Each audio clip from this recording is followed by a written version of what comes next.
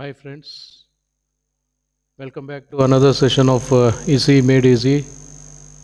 We are looking into the properties of semiconductors. We have seen what a semiconductor is, and we have seen how the atoms arrange themselves into a crystalline structure and cooperatively share their electrons in the outermost orbit and thereby make sure that each atom gets 8 electrons in the shared mode in its last orbit. So this is what crystalline structure is for a pure semiconductor or an intrinsic semiconductor, and the intrinsic semiconductor does not show much of the wonders. Why? We'll see now. So when you say the energy band of the two types of electrons, that's our valence band and that's our conduction band. So this is the minimum energy any free electron can have. This is the maximum energy any free electron can have for that particular material. That's a minimum energy any valence electron or the last orbit electron can have, and this is the maximum energy a last orbit electron can have. And we have seen that with the release of each electron, one hole is left behind. So when an electron becomes free, so we find one electron in the conduction band and one hole in the valence band.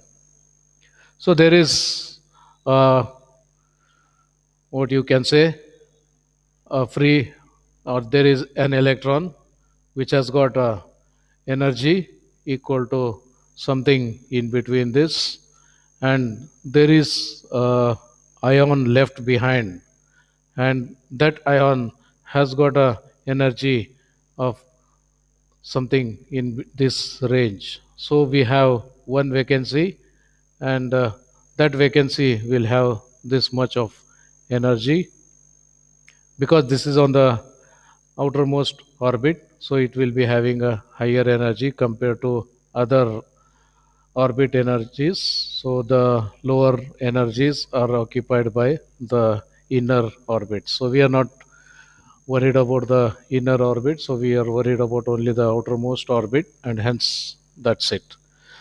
So one electron gets released, one hole left behind, two electron gets released, two holes left behind. So in that way, if you find n electrons released, then there will be n holes left behind. If there are n electrons released, then there are n holes left behind. So this is the energy one electron is having. Then in all, there will be n times this much energy. All n electrons which are free together will have, and this is the one holes energy. Then n holes are there. Then that's the total energy all holes together can have. Then if you want to talk about the overall energy per charge carrier, yes, we call it a free electron, a charge carrier, and we also call a hole a charge carrier. Why do we call it a charge carrier? Uh, Shortly, we are going to talk about it.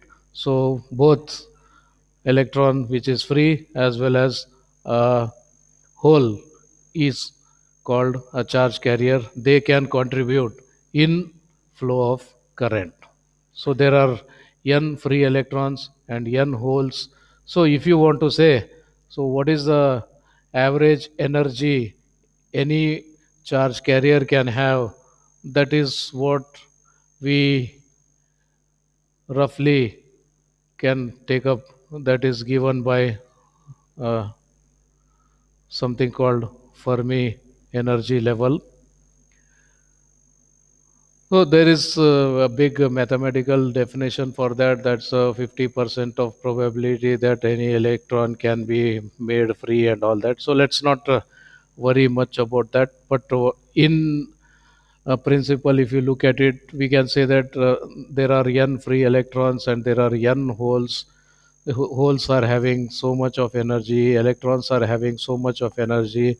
Then what could be the average energy any particle which can contribute for flow of electron can have?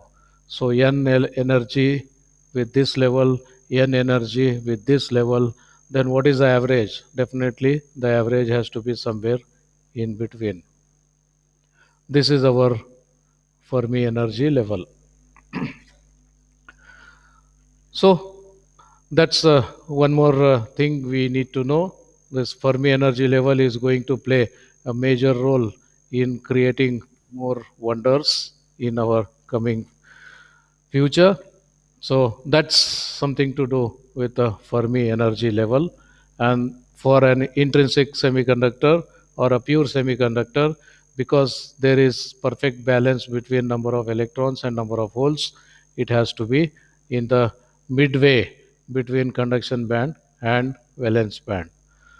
So what else can be done to make this move up or down so as to create imbalance, and this imbalance may in turn may be used for some more applications, some useful way we can make use of it. That's what is to be seen in our coming session. Till then, take care. Bye.